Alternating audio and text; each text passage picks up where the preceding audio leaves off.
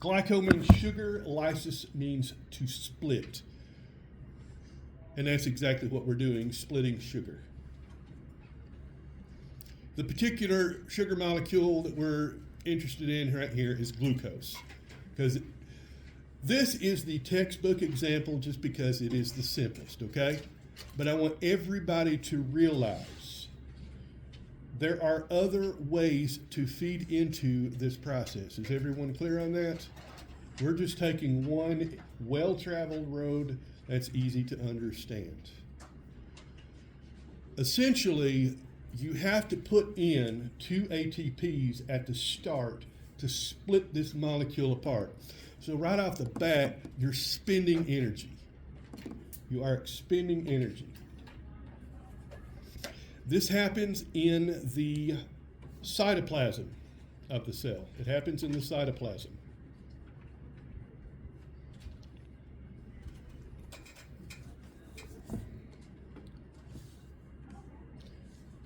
So at the very start, you use glucose and ATP.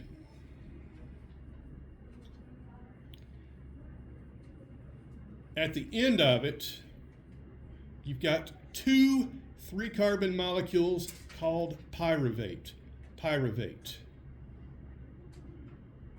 P-Y-R-U-V-A-T-E.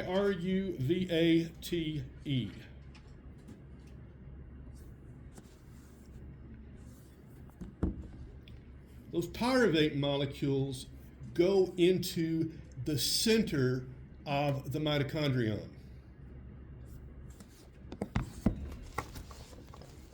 That is called the matrix of the mitochondrion. The matrix. It's the innermost space.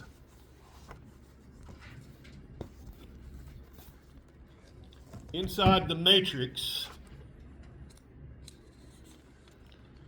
it enters something called the citric acid cycle, aka the Krebs cycle, K-R-E-B-S. Krebs is not the preferred name for it anymore, but that's how I learned it.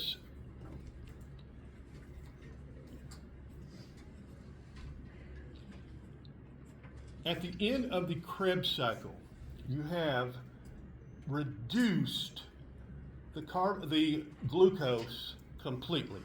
There is nothing left of it, and the remnants of it are given off as carbon dioxide.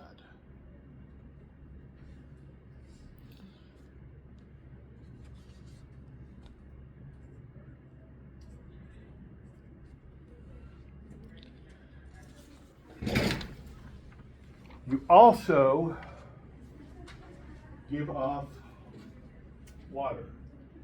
You also give off water.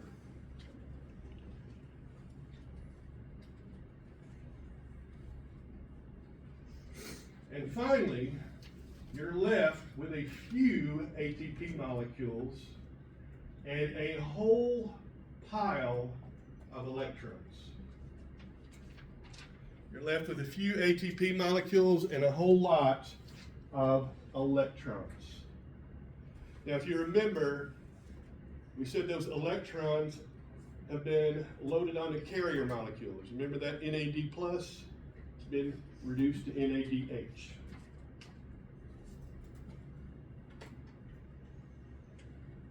So now we're at the center of the mitochondrion.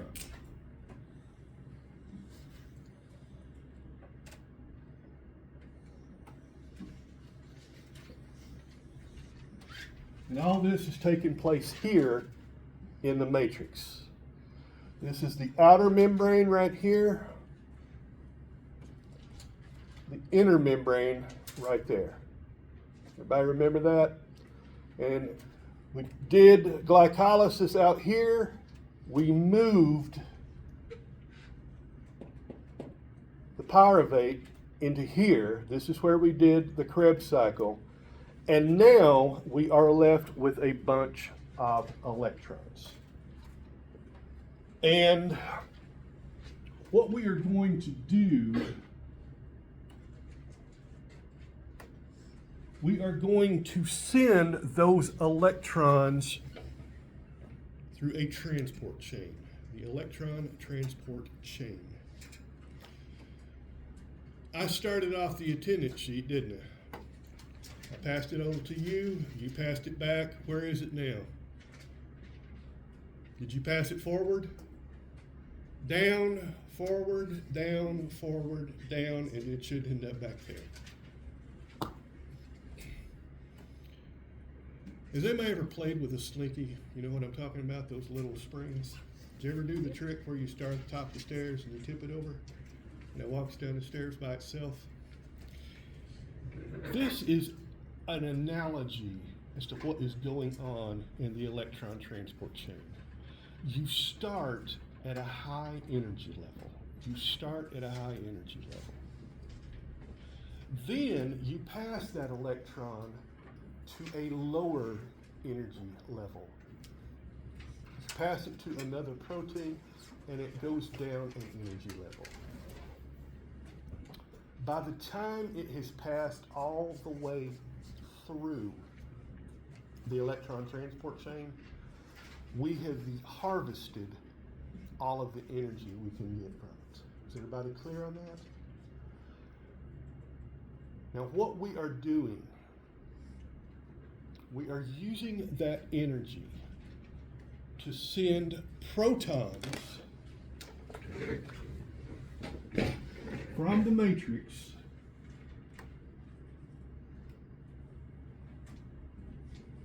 up to this intermembrane space. Does everyone see that?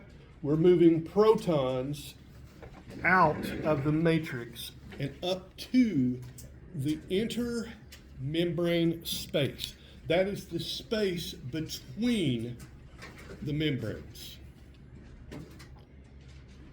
One of my students in another class, he was a very visual person. He always liked to visualize what's happening. He said, so it's like me walking down the stairs and throwing pennies up through the ceiling. I said, if that's what it helps to help you remember it, James, that's fine.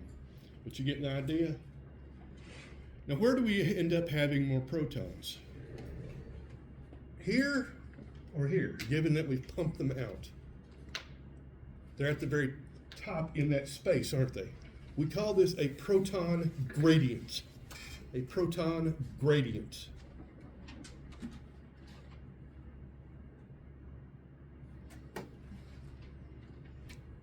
It's literally like pushing your car to the top of a hill.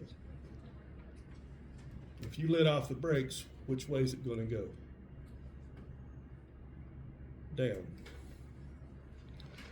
In other words, those protons are going to come back through the membrane. Those protons are going to come back through the membrane. But they can only do it at certain specific gateways. Everybody see that?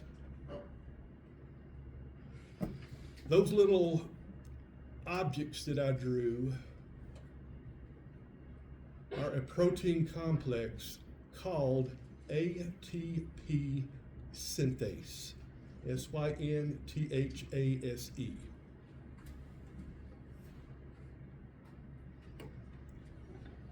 Synthesis means making. You see where we're going with this? When the protons pass back through to the matrix, the energy from it causes that ATP synthase to turn like a wheel. It turns just like a wheel. It grabs an ADP and a phosphate and pushes them together. It returns to its starting position and it releases ATP. So that is the third step, is all of this together. Electron transport plus ATP synthesis. Yes, ma'am? Do you mind repeating that step? I didn't get it all. Which part? Just the last bit. The protons move back through, They cause the ATP synthase to turn like a wheel. It grabs ADP and a phosphate, slams them together, and then you now have ATP.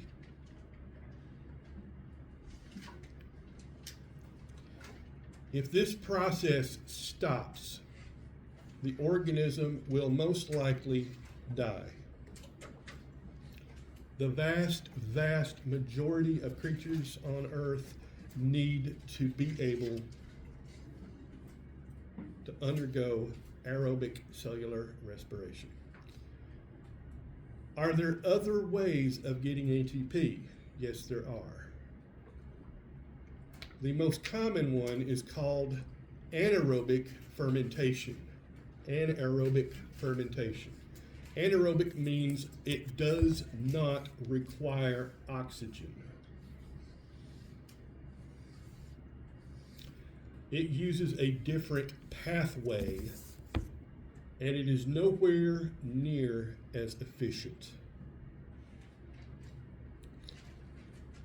When you think of fermentation, chances are pretty good you're thinking of either baking or brewing. That is called ethanol fermentation. Ethanol fermentation. You ever noticed that when you bake bread, you get the smell of alcohol or beer? That's because it is essentially the same thing. In baking, you're wanting the waste product of CO2 to push up and push out and help your bread rise. In brewing, you're wanting the alcohol, the waste product. Is everybody clear on that? Humans do not do that. We undergo something called lactic acid fermentation. Lactic acid fermentation. We take lactate and we break it down.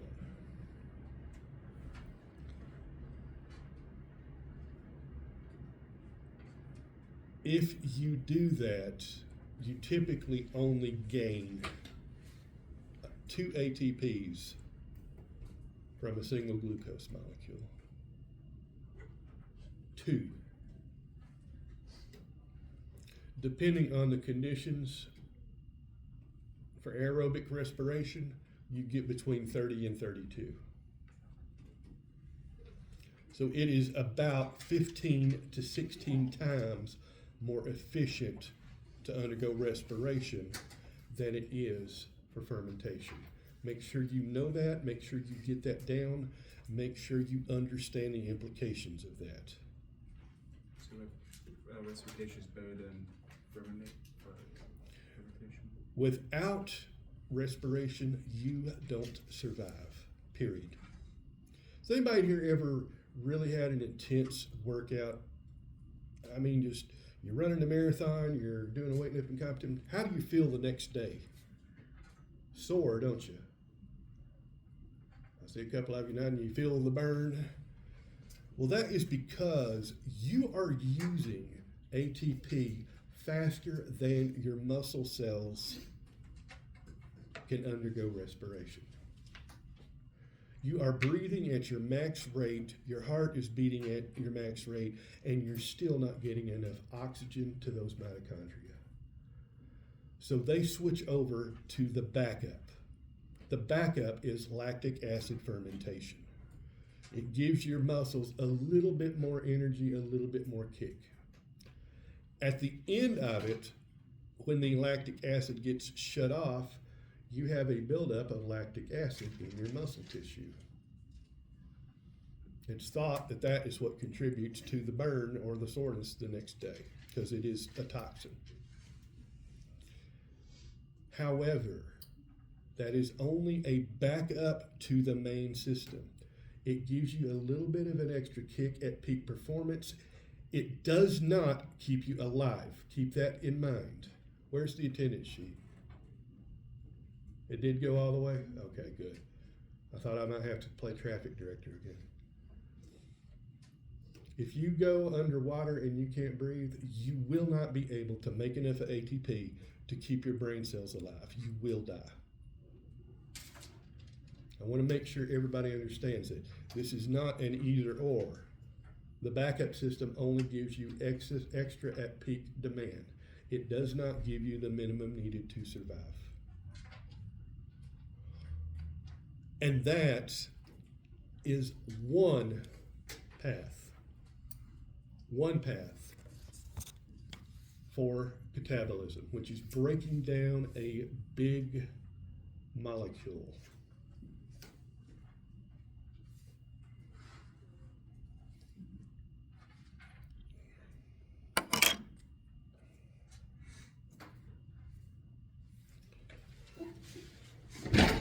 Just to show you what happens if you start adding extra things in. Everybody see how complicated it starts getting? You can feed into this at pretty much any point along the way. This is the Krebs cycle right here. I just wanted you to see how complicated it is. Don't worry, this isn't biochemistry class. We don't need to go into all that. Is everybody okay with that? You're okay with understanding that it feeds in at different ones? I thought you might agree. I used to have a toaster that had all of this on it, and it looked like somebody had dumped a plate of spaghetti. What happened to the poster? Students stole It it. went down. It went down, of course it was. That's a Technology.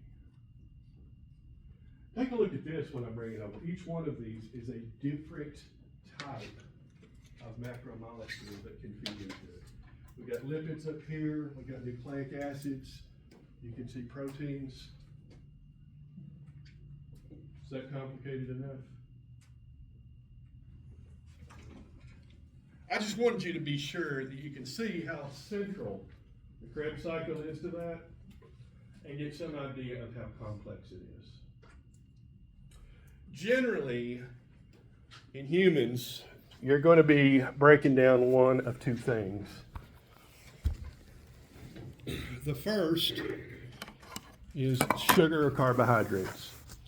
The advantage of sugars, number one, they're easy to break down. Carbs are easy. Number two, they're quick.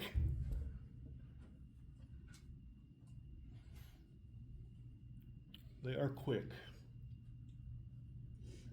I get home about 4:15, 4:30. It's about 2:15 right now. If I were to eat a chocolate bar right now, chances are good I would be getting the usable energy from it by the time I got home. In humans, this is regulated by two hormones.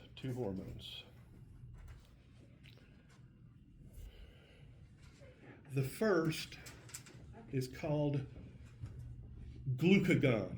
Glucagon.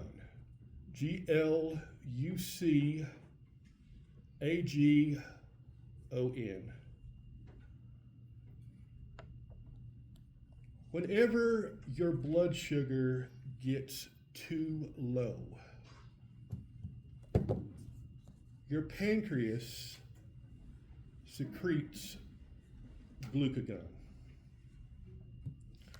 It's carried to your liver cells where you have glucose stored in a form called glycogen,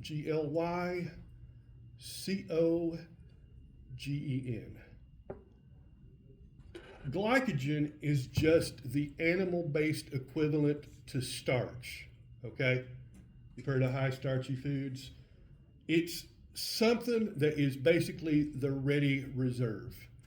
You have a supply of it in your liver, your blood sugar gets low, glucagon gets released, the liver breaks it down, you get your blood sugar up. Everybody see that? However, some of us don't have a problem with low blood sugar. We have a problem with blood sugar being too high. Does anybody know what that condition is called? Diabetes. That is because a second hormone should get released to tell your liver to stop breaking down glycogen, but instead start building it up. My vial of insulin. I'm diabetic. Yes, I do have to give myself injections in this on occasion. Even got the, maybe for lab on Thursday, I'll take it to hit for the team. And y'all want me to do that and just jack my blood sugar up just to show you? I'd really, really suffer because it means I'd have to go down and get myself like a chocolate bar and a 20-ounce soda. I really, really suffer for the guys, cause of your guys' education, right? Meaning, yeah, I'd obviously like to eat that. I generally don't have to take this. I'd say the last time I gave myself an injection was probably about a month to 6 weeks ago. I just brought it in to show you. How much y'all think that costs? Too much. 1,000. Too much. $25 over the counter at Walmart. Turns out you don't have to have a prescription to buy insulin or syringes. So if you feel like sticking yourself and mucking with your blood sugar, knock yourself out. That could be deadly. Huh? Somebody said something? That could be deadly. Yes, it could be. I have to use this other little device to check it. I've got little strips in here. Oh, that one's empty. Are you type 1 or type 2? Huh? Are you type 1 or type 2? I'm type 2. I was afraid. What I do is I take one of these little strips. See how it's got the little blood drops on it? I prick my finger, put it to a blood drop. The blood drop goes onto there for capillary action. I stick it in that little slot and it gives me a reading.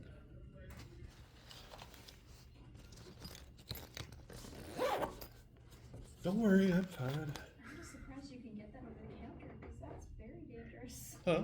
I'm surprised you can get it over the counter. That's so dangerous. You can legally buy alcohol, handguns, and cigarettes. Oh, I know, but that's quick. You can go into a coma super fast. Clearly, you have never been around fraternities and seen their drinking habits. Alcohol poisoning is not a pretty thing. Yeah, I wouldn't say it's the same though. So, I just brought that up because I thought y'all might like to realize somebody you know is affected by this. Mine is type 2 diabetes, which means that even though my pancreas secretes insulin, my cells don't respond well to it. I knew I would end up getting it. In fact, I actually diagnosed myself when I went to the doctor. I told the doc what I had. He took one look at my numbers and said, "Yeah, what hospital?" And I said, "What do you mean?" He said, "What hospital are you going to?"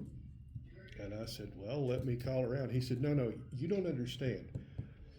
Because it's you and I know you'll go, you get to go home and get somebody to drive you. Otherwise, I'm calling an ambulance because my blood sugar was over 300.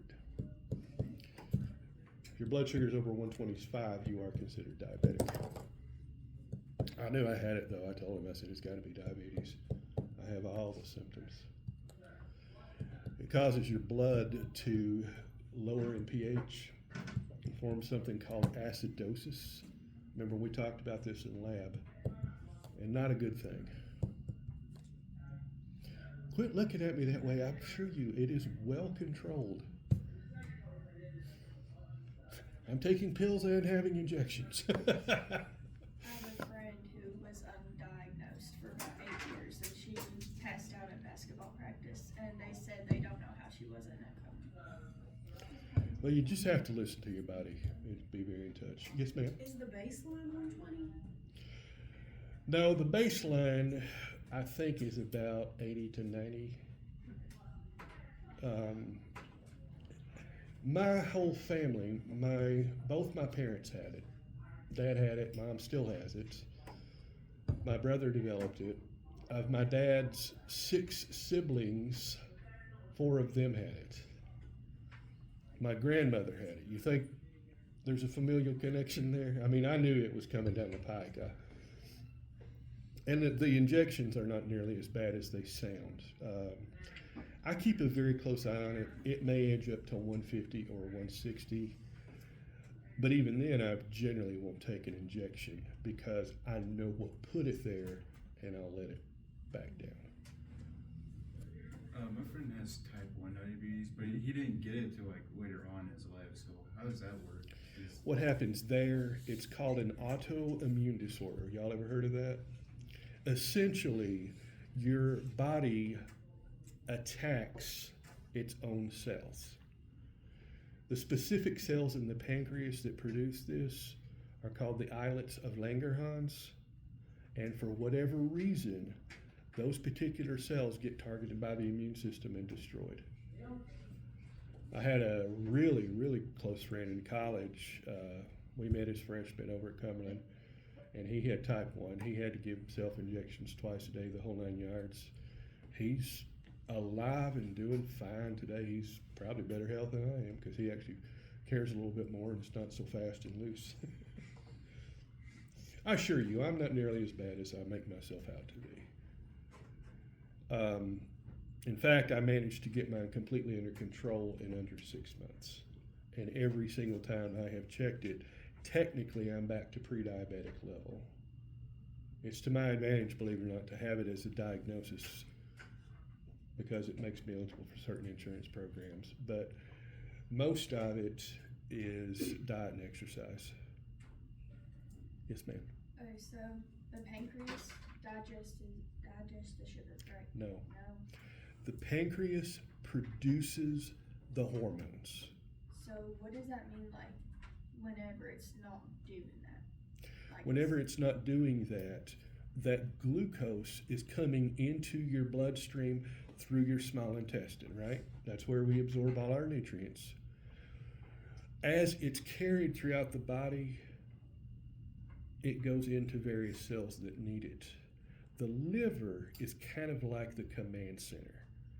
The liver keeps an eye on that number. I told you 80, 90. If it's right in there, the liver says, okay, we're doing fine. If it gets above 125, the liver starts pulling that out and making glycogen. It sends a message to the pancreas saying, send more glucagon, or send more insulin, we need to get that down. That help? Yeah. Thank you. Any other questions? Yes, sir. I think if you fasted before eat, 70 to 99. If you That's fast, normal. it will help, yes. In fact, the normal time I check it After is, it's come like 125 to 140. It depends between humans. that's why I was saying, if I were to eat a chocolate bar and drink a 20-ounce soda, say at the start of class, and we checked it at the end of class, it will have jumped probably by 50 to 70 points. So, like, there's inflammatory pancreatic disease. What does that mean? What's it doing? Based on the name, I would say it means there's inflammation of the pancreas.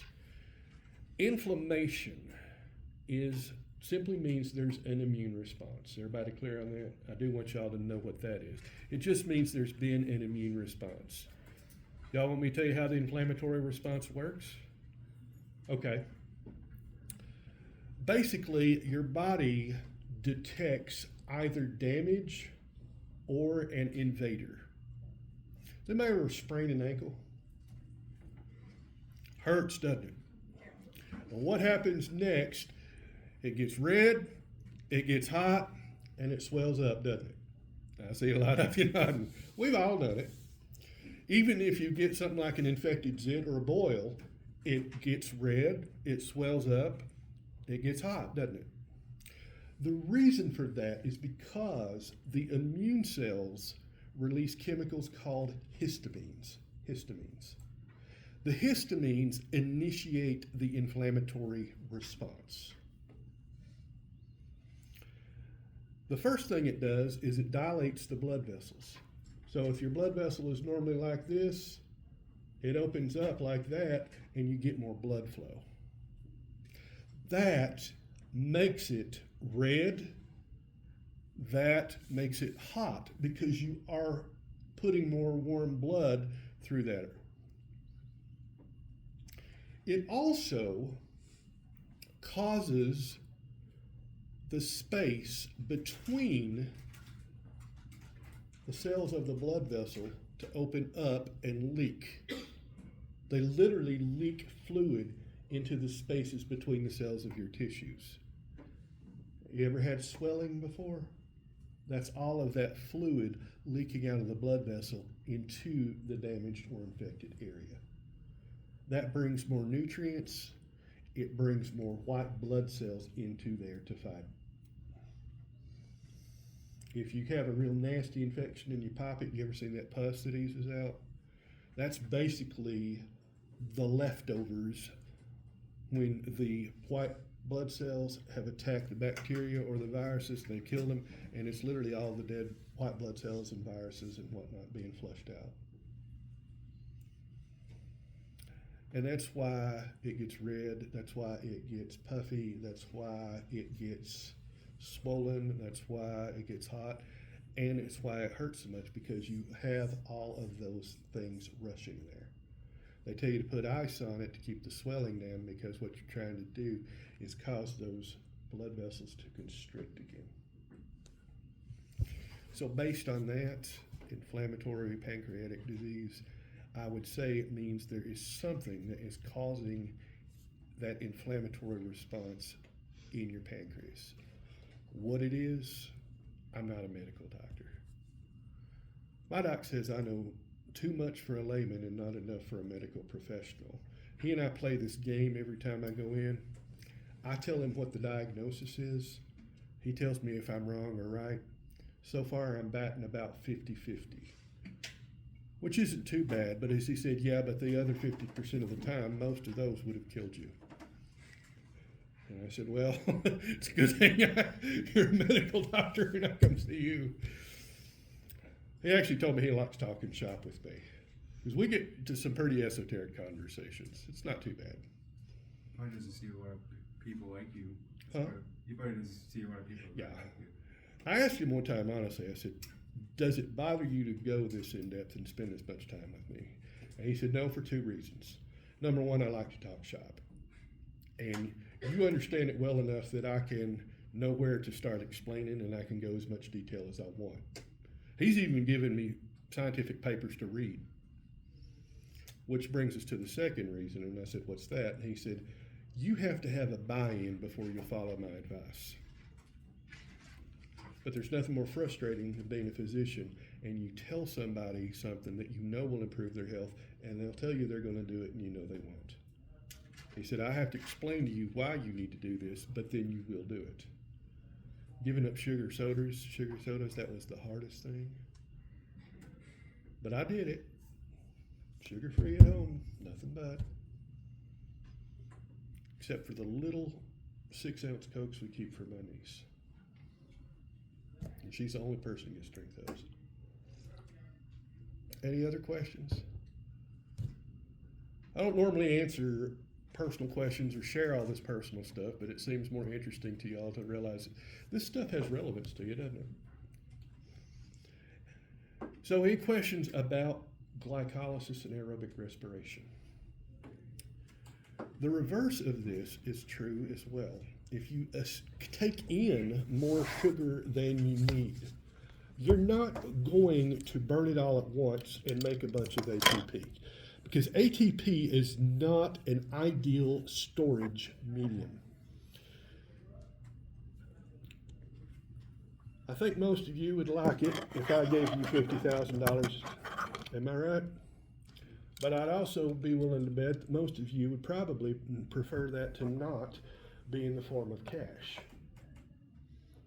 because it would be difficult to be walking around with a duffel bag full of $50,001 bills, right? See what I mean when I say it's not ideal? You want to go over here to Don Franklin and buy yourself a new Nissan, most of you would probably prefer to have some kind of cashier's check or electronic transaction. And ATP is just like the cash, like I said. It's very useful for just about anything you want to use it for, but it's not ideal for long-term bulk storage.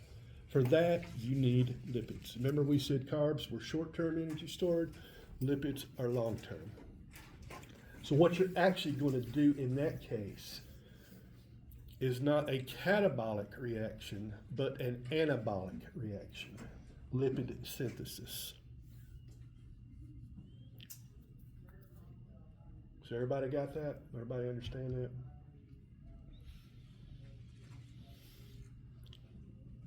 When I had my illness, I think I mentioned that to y'all, didn't I? I was in the hospital 5 weeks.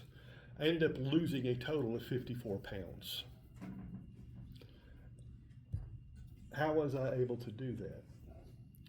Because I had excess energy stored as fat, and as long as I wasn't eating and as long as I needed calories, my body began to break down those lipids in those fat cells. You don't want that to go too long though, because eventually it will start breaking down the proteins and you lose muscle and critical function. Everybody clear on that? So carbs are just going to be quick and dirty. They're the easiest to break down. You get that energy quickly, right? For long term, you're going to go with lipids. Lipids are harder to break down. They take longer.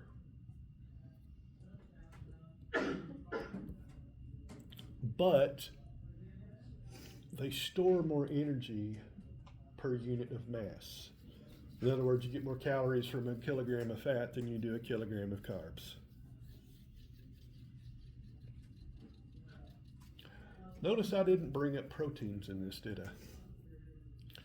Your body does get energy from breaking down proteins. It does get energy from breaking down proteins. However, the real importance of proteins in your diet isn't breaking them down for energy. It's breaking them down for building blocks. Breaking them down for building blocks.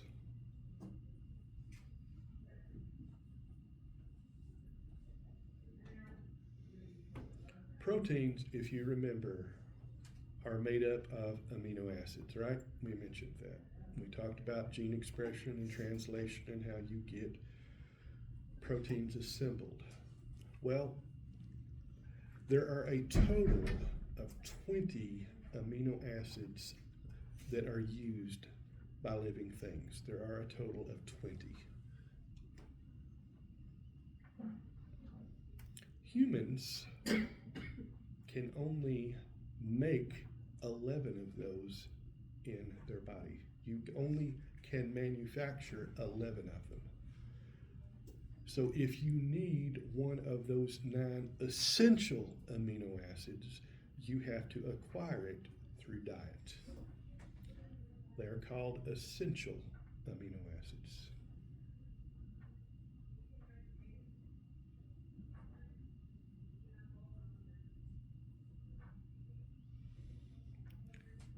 So for a lot of animals, humans included, proteins are more of a needed building block than they are an energy source.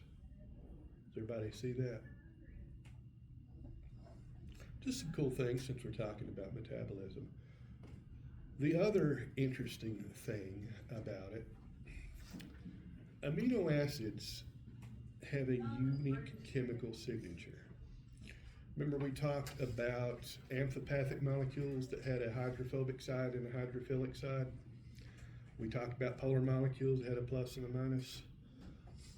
Amino acids have an acid side and a basic side, or a base. That base is essentially ammonia, NH3. Ammonia, pure ammonia, is very toxic. Whenever you break down proteins, you are left with an ammonia waste product. You don't want to keep that in, do you? It's pretty nasty. It will kill you. So what your body does is it converts it to urea it dilutes it in your kidneys and you excrete it as urine. So basically, you're getting rid of the metabolic waste from breaking down proteins. Does anybody know the difference between a drug and poison?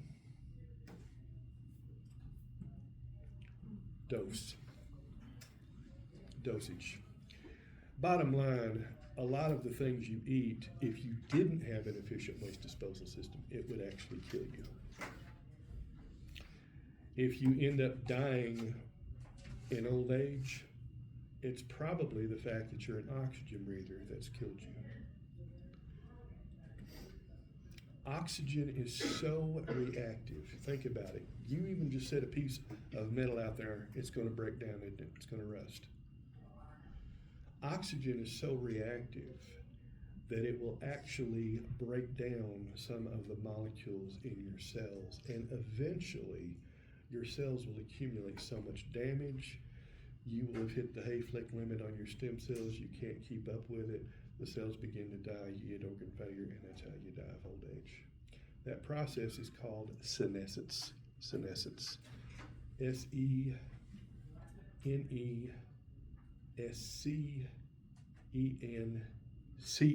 Senescence.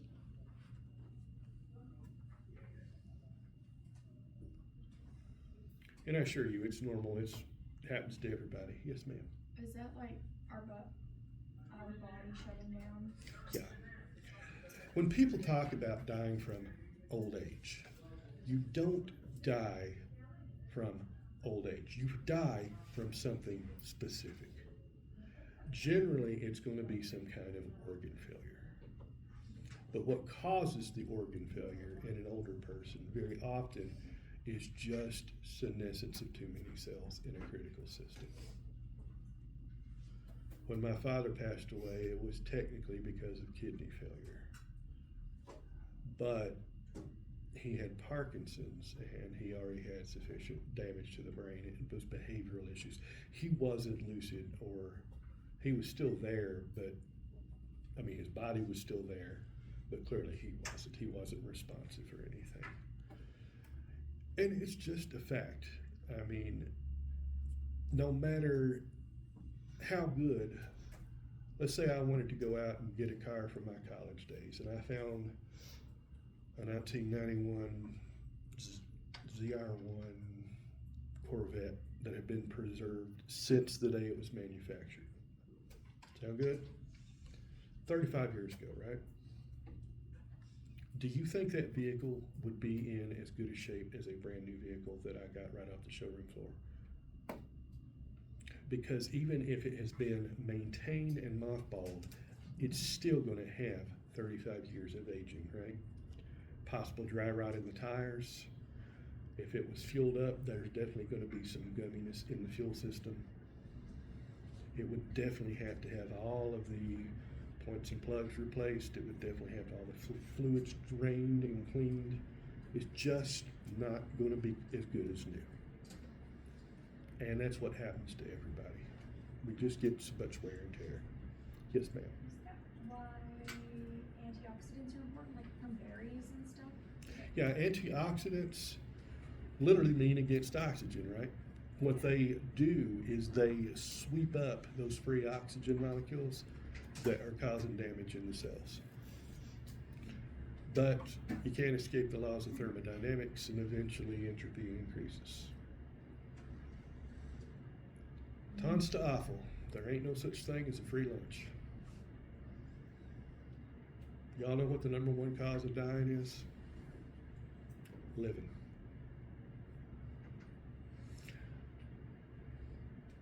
Yes, I'm trying to be poetic. Any other questions? So metabolism and catabolism go hand in hand. You have to be able to break down big molecules and extract energy.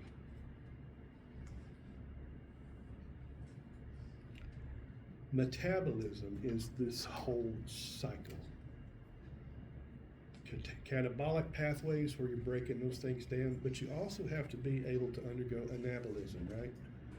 Building muscle, storing energy, growing, reproducing.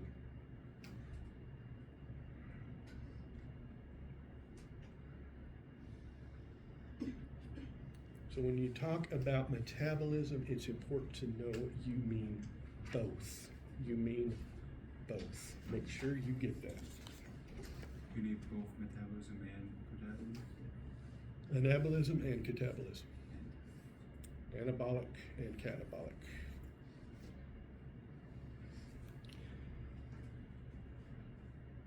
Did I talk about redox reactions? Okay. All of this is predicated on something called redox reactions, R-E-D-O-X.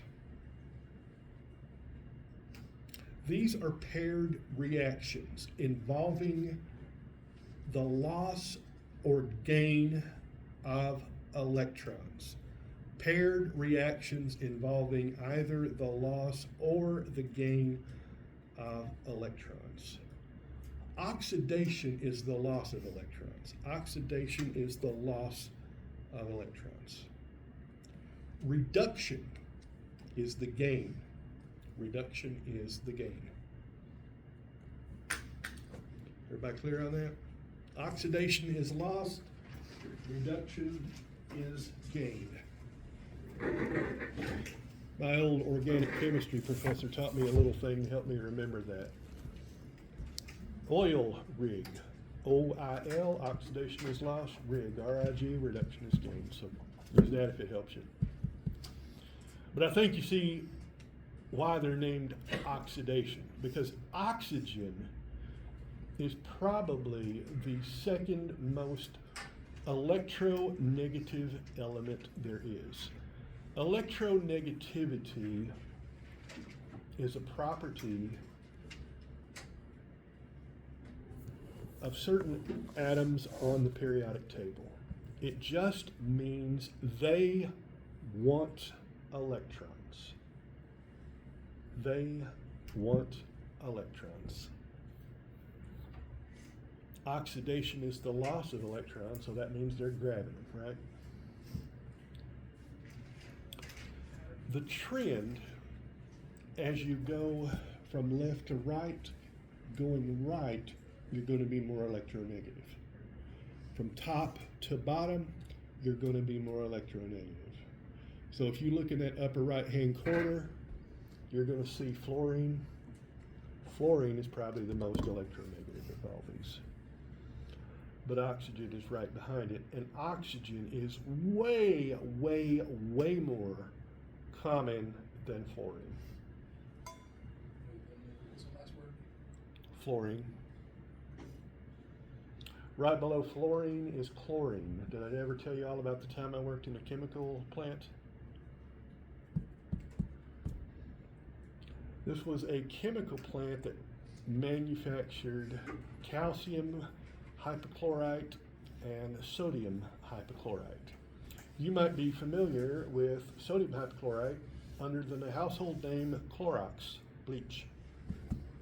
I don't have to tell you how toxic that is, do I? Kills anything and everything. Calcium hypochlorite is very often used to get the chlorine levels up in swimming pools. We had over 2 million pounds of chlorine stored on site. And when I started working there, they gave me a little box, about this big. It had what looked like a vacuum hose coming out of it with a mouthpiece. I said, "What on earth is that?" He said, "That is your escape respirator. You have to have this on you at all times. If you got caught once without your escape respirator, you were written up. If you got caught the second time without your escape respirator, you were terminated. On site immediately. No exemptions, no exceptions." And when they said everywhere, they meant everywhere. I remember the first time I went into the bathroom, above the urinal, there's this little shelf. Convenient parking for your escape respirator. Why? Because chlorine gas is so electronegative, it will strip basically the electrons out of the lining of the cells in your lungs. And trust me, it is not something you want to ever happen to you.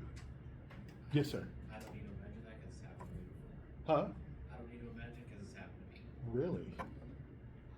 Maybe, kind of. Would you care to share?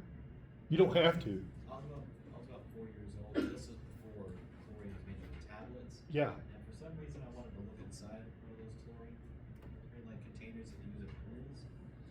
And my mom wouldn't let me because I was 4 years old at the time.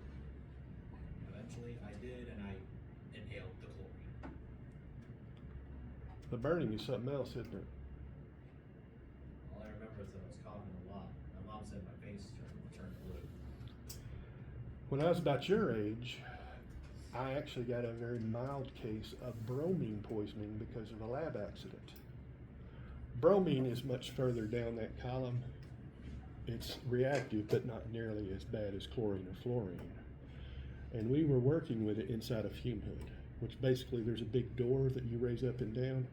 As long as you're doing it in the hood, you get negative suction, just pulling it up and away through the chemical filter.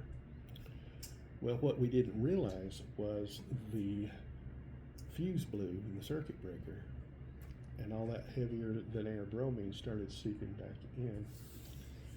And our professor was up in her office talking to her Russian boyfriend, and the department chair came down the stairs looking for her, opened the lab door, hit the alarm, and got everybody out of there immediately. And for the next day or two, I had a little bit of burning. It's not pleasant. And like I said, we were not working with very high concentration of it at all. It's just we were in there, so we were smelling it as it built up. When the department chair came in and she smelled it, she just immediately got us out of there. She didn't bother looking. She just said, everybody out, and she said, out of the building, out of the building. I mean, it was a pretty major deal. What happened to your professor after that? She wasn't there after that semester, which is probably a good thing because she wasn't that good at it. She's not the one that told me the oil rig thing. That was her replacement. I've had a colorful career, guys. It's a good thing I'm not a cat. I wouldn't have just 9 lives. I'd be on my second set of 9. And the stories you told so far where you were trying to get a plan from your prison. Remember that? Yeah. That was the biggest thing. That one was just so weird because who would locate a prison on a national border? That's what blows my mind. I actually wasn't entirely sure I believed him. And years later, when Google Maps came out, I actually looked it up. I could call it up and show you where this maximum security prison is. Right down on the Mexican border. It's crazy. Will He's you like, at the end of class? huh? Will you at the end of class? If you're dying to know.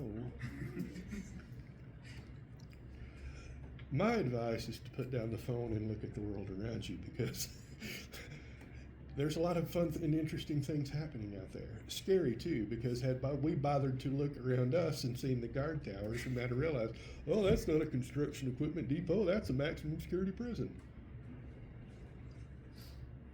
Anyway, y'all let me get far afield on these rabbit trails.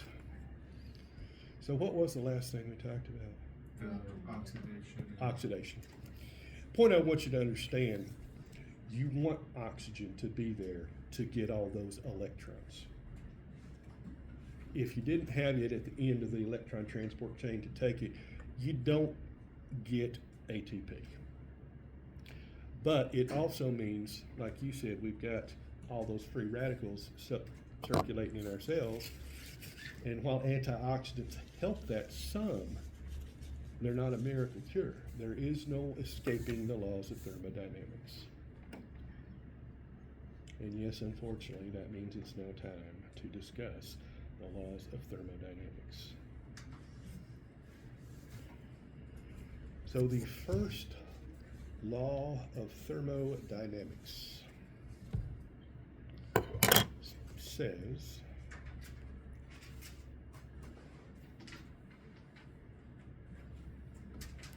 basically you cannot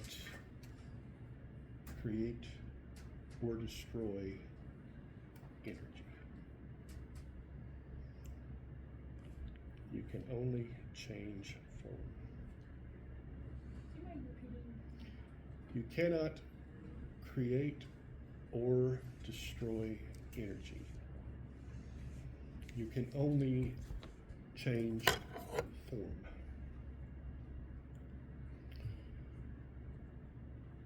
Would you all like an example? I don't think any of you would really want to try a sip of this drink. Why? Because I like my coffee on the strong and dark side, like I like my Death Stars. Strong, dark, and powerful enough to destroy a planet. Plus, coffee is generally only good when it's hot, right? This was fresh brewed this morning at 7 a.m. Do you think it's hot now? It's not all that good cold, but it still has caffeine, so I drink it. Why is it not hot now? It's in an insulated cup.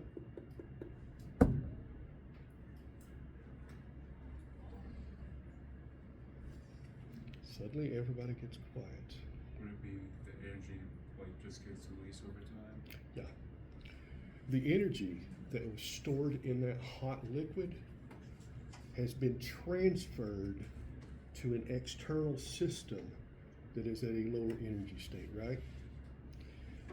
That's pretty hot and it's insulated, and these are new cups, had not even had them a week, and they're well insulated cups.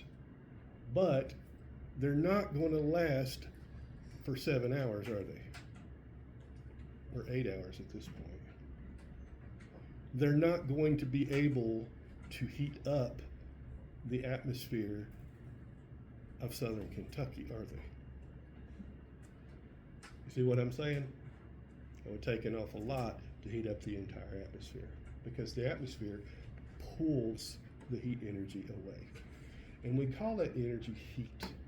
Heat. Heat is simply energy that flows from one system to another. Energy that flows from one system to another.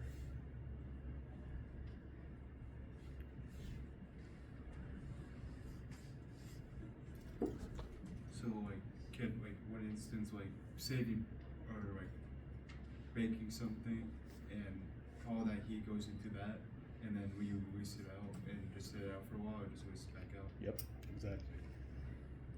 If you've ever heated something in a microwave and you pull it out and it says let it stand for a minute before you start to eat it, right? And you look at it and you see all that steam coming off of it, that steam is pulling the heat away from the hot food or the hot drink. Fans are like that as well. Fans can do it too. Fans do it too, absolutely. Sweating does that.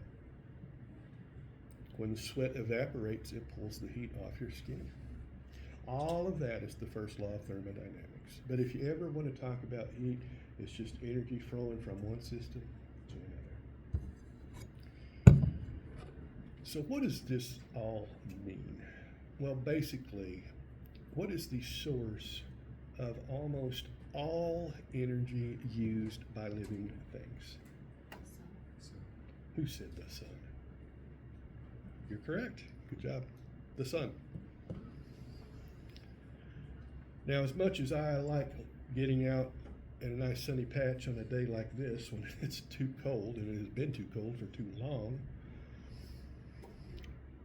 I can't just go out there and absorb the sunlight and say, yeah, I'm recharged and rejuvenated. I've got energy, right? plants can Because, do that though. huh? Plants can do that though. Plants can. Bingo. That's electromagnetic energy or radiant energy. My body can't use it. However, plants can. plants convert electromagnetic energy into chemical energy. Plants convert electromagnetic energy into chemical energy. Somebody's been doing the reading.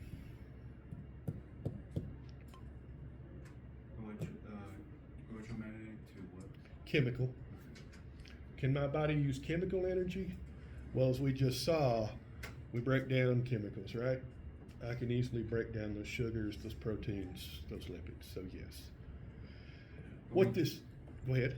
Can, like, I know we don't get the energy from it, but we can get the heat from it. Like, that's how we get tans and such. Can we, like, that's like radiation from it. That is actually damage to your skin.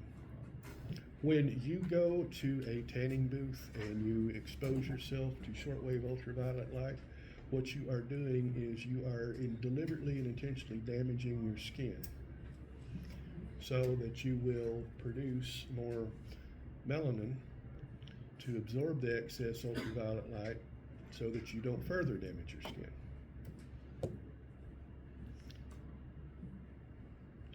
Tanning for 2 hours a week is the equivalent cancer risk of smoking 2 packs of cigarettes a day. Didn't know that? If you go to the tanning booth at your age, by the time you get to be my age, your skin's gonna look like boot leather. I'm not telling you not to go, I'm just saying be aware of what you're doing.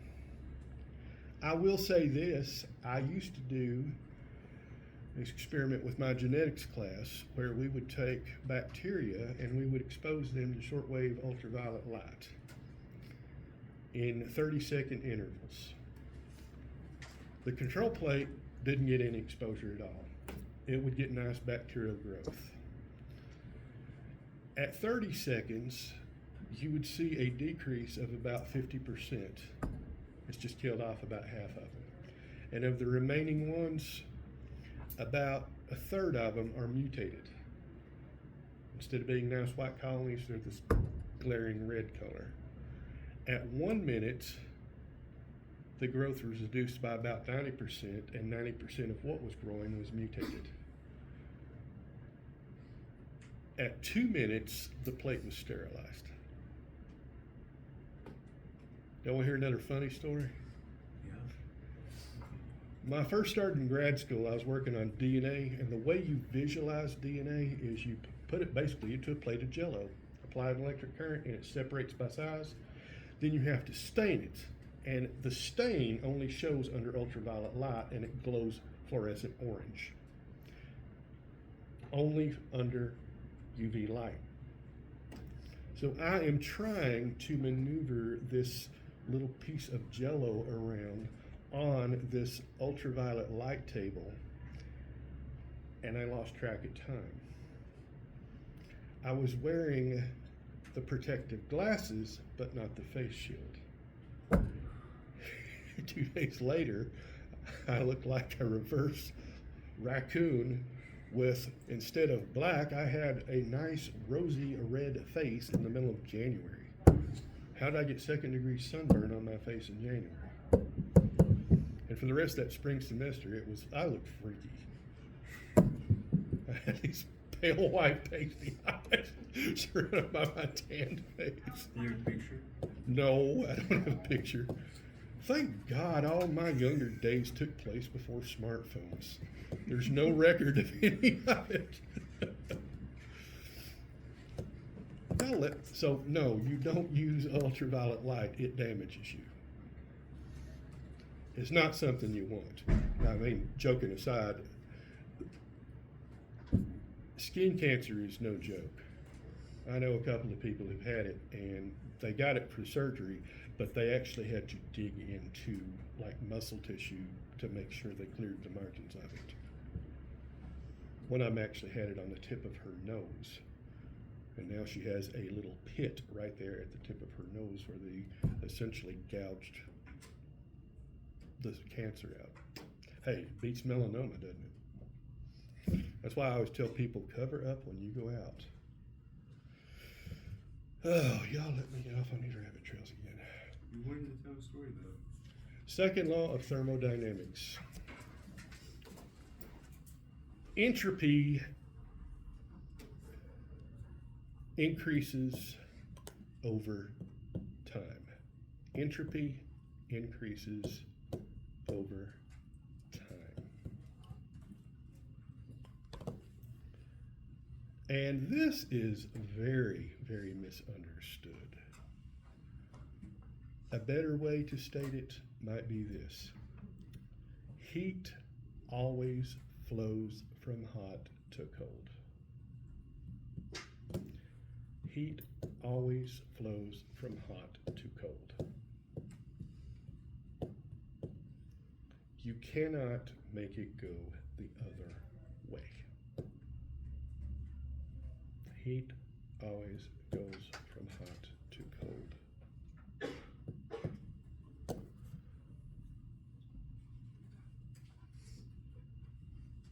Is everybody clear on that? In other words, entropy means disorder. Disorder.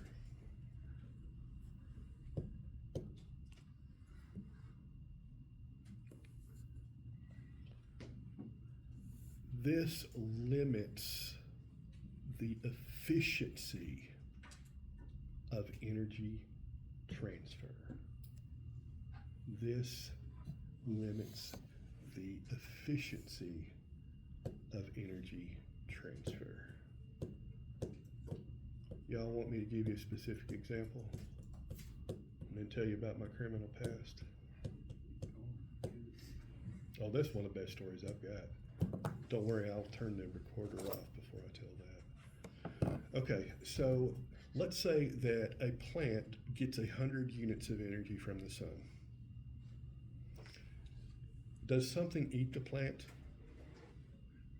Bessie the cow comes along and eats the plant, right?